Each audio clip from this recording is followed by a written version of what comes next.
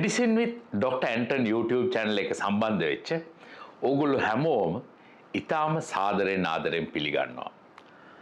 අද අපි කතා කරන්න යන්නේ PRP එහෙම නැත්නම් platelet rich plasma ගැන.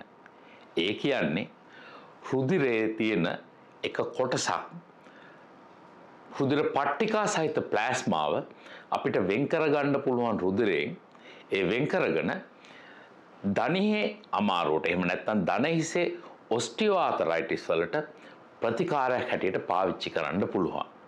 අද අපි කතා කරන්න යන්නේ මොකද්ද මේ PRP කියන්නේ, කොහොමද මේක හදාගන්නේ, මේක කොයි වගේ රෝගීන්ටද මේකෙන් ප්‍රයෝජනයක් තියෙන්නේ වාගේ විස්තර තමයි අපි අද කතා කරන්න යන්නේ. එහෙනම් රැඳිලා ඉන්න අපි සමග ඉතිරි විනාඩි කිහිපය අපි කතා කරමු මොකද්ද මේ PRP එහෙම නැත්නම් platelet rich plasma කියන්නේ කියලා. මම විකලාංග ශල්‍ය වෛද්‍ය ඇන්ටන් ප්‍රියන්ත වර්ණකුලසූරිය.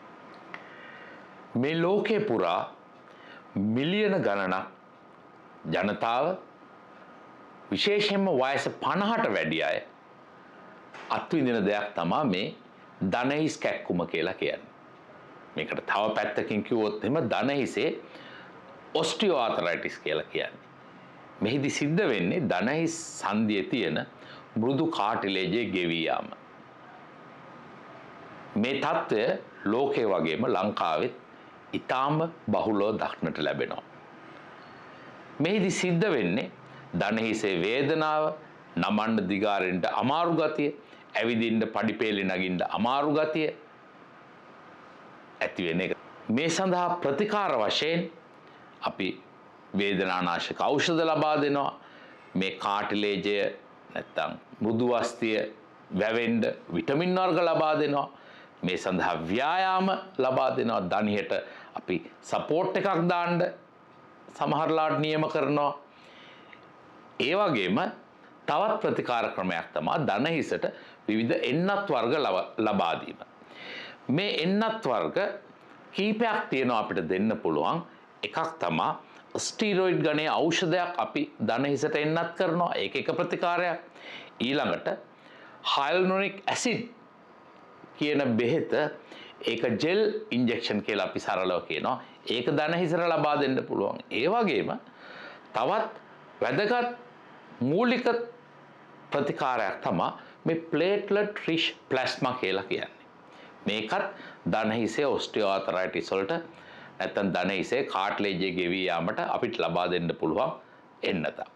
අද අපි කතා කරන්න යන්නේ මේ PRP ඉන්ජෙක්ෂන් එහෙම නැත්නම් platelet rich plasma ඉන්ජෙක්ෂන් එක යොදාගෙන දණහියට කරන ප්‍රතිකාරය කොච්චර දුරට සාර්ථකද කියන එක ගැන මුලින්ම අපි කතා කරන්න යන්නේ මොකද්ද මේ PRP කියන්නේ කියලා.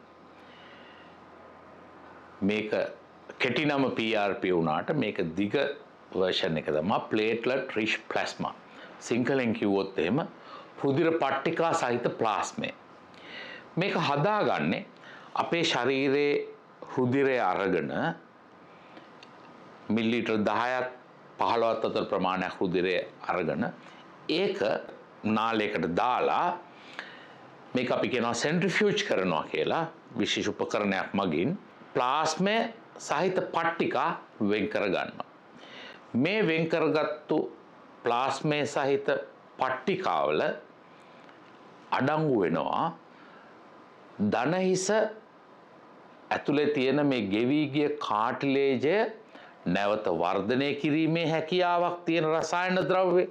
ඒ වගේම දණහිසේ වේදනාව අඩු කරන්න පුළුවන් රසායන ද්‍රව්‍ය වගේ මේ දණහිස ගෙවී යාම සහ ඒ ආශ්‍රිතව ඇති වෙලා තියෙන ආබාධ යම් තරමක් දුරට අඩු කරන්න පුළුවන් සංඝටක මේ ප්ලාස්මේ අඩංගු වෙනවා.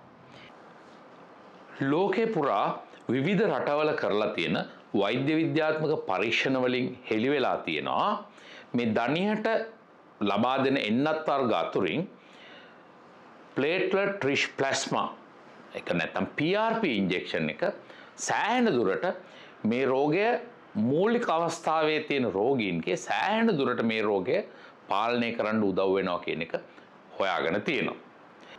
අපි දැන් කතා කරන්න යන්නේ මොන වගේ හන්දි ගෙවී ගිය රෝගීන්ටද මේක හොඳටම වැඩ කරන්නේ කියලා. ඇත්තටම හන්දි වේදනාව පටන් ගත්තු මුල් අවස්ථාවේ රෝගීන්ට මේ PRP ඉන්ජෙක්ෂන් එක ඉතාම හොඳට වැඩ කරනවා.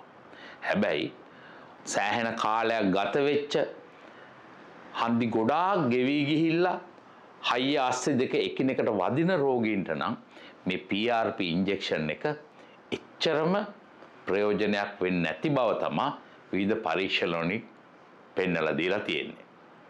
අපි දැන් හිතමු ඔයාට වෛද්‍යවරයෙක් PRP ඉන්ජෙක්ෂන් එක නියම කරයි කියලා. මේක සිද්ධ කරන්නේ මෙහෙමයි. මේ PRP ඉන්ජෙක්ෂන් එකක් ගන්න වුණාම ඔයගොල්ලෝ රෝහලට යන්න ඕන. රෝහලට ගියාම මුලින්ම ලේ අරගෙන මේ ලේ වලින් ප්ලේට්ලට් රිච් ප්ලාස්මා එක හදා ගන්නවා. ඒක හදාගෙන සාමාන්‍යයෙන් මිලිලිටර් 10ත් 15ත් අතර ප්‍රමාණයක් ලේ අරගෙන ඒකෙන් ප්ලේට්ලට් රිච් ප්ලාස්මා එක මිලිලිටර් 3ත් 7ත් අතර ප්‍රමාණයක් හදා ගන්නවා.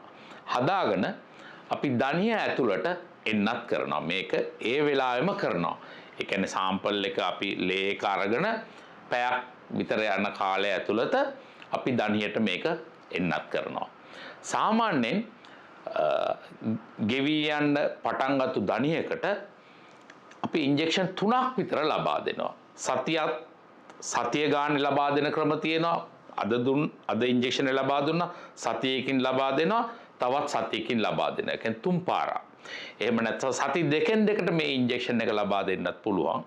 ඒ වගේ විවිධ කාල පරාසයන් තුළ මේ ඉන්ජෙක්ෂන් එක ලබා දෙන්න පුළුවන්. හැබැයි එකක් මතක තියාගන්න මේ ඉන්ජෙක්ෂන් එකක් PRP 3ක් ලබා දුන්නාම මේක දණිහේ අමාරුව නිට්ටාවට නම් සුව කරගන්න හම්බ වෙන්නේ නැහැ. මොකද මේක වයසට යාමේ ඒක කොටසක් හින්දා මේ හන්දි ගෙවී යන්නේ අපි වයසට යන එකේ එක කොටසක් හැටියට. අපි PRP ඉන්ජෙක්ෂන් එක පළවෙනි වතාවේ ගහලා මාස 6ක් අවුරුද්දක් ගියාම සමහරවිට අපිට නැවත වරක් PRP ඉන්ජෙක්ෂන් එක ලබා දෙන්න පුළුවන්. එතකොට සෑහෙන දුරට වේදනාව අඩු වෙලා යනවා. අපි මේ PRP ඉන්ජෙක්ෂන් එකක් ලබා ගන්න සතියකට විතර පෙර ඉඳලා වේදනානාශක ඖෂධ ගන්න හොඳ නැහැ. අපි කියනවා non steroidal anti inflammatory drugs. මේ ඩයික්ලෝමිනැක් සෝඩියම් බ්‍රූෆන් නැප්‍රොක්සන් වගේ ඖෂධ ගන්න හොඳ නැහැ සතියක විතර කාලයක් ඉන්ජෙක්ෂන් එක ලැබෙන්න පෙර. ඒ වගේම ඉන්ජෙක්ෂන් එක ගැහුවට පස්සෙත් සතියක් විතර මේ වේදනානාශක ඖෂධ ලබා ගන්න හොඳ නැහැ. හැබැයි වේදනාව සඳහා පැරසිටමෝල් වගේ ඖෂධයක් ලබා ගන්න පුළුවන් එක එකක්. අනිත් එක තමයි මේ එන්නත ලබාගෙන පැය 48ක් විතර, ඒ කියන්නේ දවස් 2ක් විතර විවේක ගන්නට ඕන. සාමාන්‍යයෙන් මේ PRP ඉන්ජෙක්ෂන් එක ලබාගෙන දවස් 2ක් 3ක් ගියාට පස්සේ ඔයාලට සාමාන්‍ය වගේ පුරුදු වැඩපිළිවෙලට යන්න පුළුවන්. ගෙදර දොරේ වැඩ ඒවා සාමාන්‍ය විදිහට කරන්න පුළුවන් දින 2ක් 3ක් ගත වුණාට පස්සේ.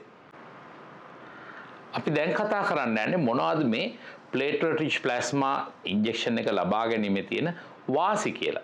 පළවෙනි දේ තමයි මේක අපේ ශරීරයෙන්ම ලේ අරගෙන තමයි මේක හදාගන්නේ. එතකොට අපිට වෙන දේවල් වගේ අපේ ඇඟේ ආසාත්මිකතාවයක් ඇති වෙන්න හරි එහෙම නැත්නම් අපිට විවිධ ලෙඩ රෝග බෝ වෙන්න හරි අවස්ථාවක් නැහැ. මොකද අපේම රුධිරයෙන් තමයි මේක හදාගන්නේ. ඒක පළවෙනි වැදගත් කාරණේ. ඊළඟට මේක එන්නත් කිරීම සාමාන්‍යයෙන් වෛද්‍යවරයෙක්ගේ කාමරයේදී හරි නැත්නම් මයිනර් ප්‍රොසීඩර් රූම් එකකදී අපිට කරන්න පුළුවන්. ඒ වගේම මේ එන්නත ලබාගෙන ඒ ටික මොහොතකින්ම ගෙදර යන්න පුළුවන්, ගිහිල්ලා විවේක ගන්න පුළුවන්. මේ PRP ඉන්ජෙක්ෂන් එක ගැහුවට පස්සේ ඕගොල්ලන්ට වේදනානාශක ඖෂධ ලබා ගන්න ඕන ප්‍රමාණය ටිකක් අඩු වෙලා යනවා. තවත් වාසියක් තමයි අපිට ඕනම අවස්ථාවකදී මේ ඉන්ජෙක්ෂන් එක නැවත ලබා ගන්න පුළුවන්. අපේ ඇඟෙන් ලේ අරගෙන නැවත ඉන්ජෙක්ෂන් එක හදලා ශරීරයට එන්නත් කරන හින්දා. අපි ඉන්ජෙක්ෂන් එක පිටරටින් එනකන්වත් එහෙම මොනවත් බලාගෙන ඉන්න ඕනේ නැහැ. මේක ඕන වෙලාවක ලේ අරගෙන හදා ගන්න පුළුවන් හින්දා. ඒකත් සෑහෙන ලොකු වාසියක්. දැන් අපි කතා කරන්න යන්නේ මේකේ තියෙන ලිමිටේෂන්ස් ගැන එකක් තමා ගොඩාක් හන්දිය ගෙවිලා තියෙන රෝගීන්ට ගෙවිලා ගිහිල්ලා තියෙන රෝගීන්ට මේකෙන් ලොකු ප්‍රයෝජනයක් හම්බෙන්නේ නැහැ. ඒක පළවෙනි දේ. ඊළඟ කාරණේ තමා මේ PRP ඉන්ජෙක්ෂන් එක හදාගද්දි එක එක රෝහල් වල නැත්නම් එක එක වෛද්‍යවරු මේක හදාගද්දි පොඩි පොඩි වෙනස්කම් ඇති වෙන්න පුළුවන් මේ හදාගන්න ප්ලාස්මා එකේ. ඒක තව එකක්. ඒ වගේම ලංකාවේ අපිට වැදගත් වෙන තව විශේෂ කාරණයක් තමයි මේකේ මිල. සාමාන්‍යයෙන් මේ PRP ඉන්ජෙක්ෂන් එකක් තරමක් මිල වෙනවා. සාමාන්‍යයෙන් අපි වේදනාව සඳහා ලබා දෙන ස්ටිරොයිඩ් ගණයේ ඖෂධයකට වඩා සෑහෙන මිලෙන් අධිකයි. මේකත් එක සීමා කරන එක සාධකයක්. මේකේ මිල. මොකද ඉන්ජෙක්ෂන් 3ක් අපි ලබා ගන්න ඕන සාමාන්‍යයෙන්. ඒ වගේම මාස 6කට හරි අවුරුද්දකට සැරයක් නැවත නැවත අපිට මේක ලබා ගන්න සිද්ධ වෙනවා මේ රෝගේ පාලනය කරන්න. අනිත් දේ තමයි සමහර ලාවට මේ විවිධ රක්ෂණ ආයතන මගින් මේ සඳහා යන මුදල ගෙවන්නේ නැහැ මේ ප්ලේට්ලට් රිච් ප්ලාස්මා ප්‍රතිකාරය සඳහා රක්ෂණ සමාගම් වලින් මුදල් ගෙවන්නේ නැහැ. ඒකත් මේකේ තියෙන එක අවාසි සහගත තත්ත්වයක්. මේකේ සාරාංශය කිව්වොත් එහෙම මේ ප්ලේට්ලට් රිච් ප්ලාස්මා කියන්නේ අපේ ශරීරයෙන් රුධිරය අරගෙන හදාගන්න එක්තරා එන්නතක්. මේක හන්දි ගෙවී යාමේ මූලික අවස්ථාවේදී ගැහුවොත් එහෙම යම් ප්‍රතිඵලයක් තියෙනවා. හැබැයි ගොඩාක් කල්ගත වෙච්ච ගොඩාක් ගෙවී ගිය හන්දියකට මේකෙන් එච්චර ප්‍රයෝජනයක් නැහැ. මේ එන්නත 3 පාරක් විතර ලබා දෙන්න ඕන එක පාරකදී.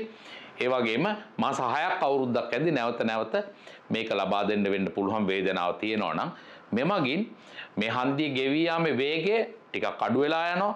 ඒ වගේම වේදනාව අඩු වෙනවා. ඒ වගේම වේදනානාශක සඳහා අපි යොමු වෙන එක යම් තරමක් දුරට පාලනය කරගන්න පුළුවන්. එහෙනම් මං හිතන්නේ මේ තොරතුරු ඔබට යම් ප්‍රයෝජනයක් වෙන්න ඇති. Medicine with Dr. Anton YouTube channel එක එකතු වෙලා හිටපු ඔයගොල්ලෝ හැමෝටම ඉතාම ස්තුතිවන්ත වෙනවා. එහෙනම් නැවතත් මේ වගේ වීඩියෝ එකකින් හමු වෙමු. ඔයගොල්ලෝ තාමත් අපේ YouTube channel එක subscribe කරලා නැත්නම් ඒක subscribe කරන්න, like කරන්න, share කරන්න, පහළ තියෙන bell icon එක ඔබන්න. එහෙම කරුවොත් තමයි ඔයගොල්ලන්ට අපි අලුත් වීඩියෝ එකක් දාපුවම බලන්න පුළුවන්. ඔබට සුබ දවසක්. මම විකලාංග ශල්‍ය වෛද්‍ය ඇන්ටන් ප්‍රියන්ත වර්ණකුලසූරිය.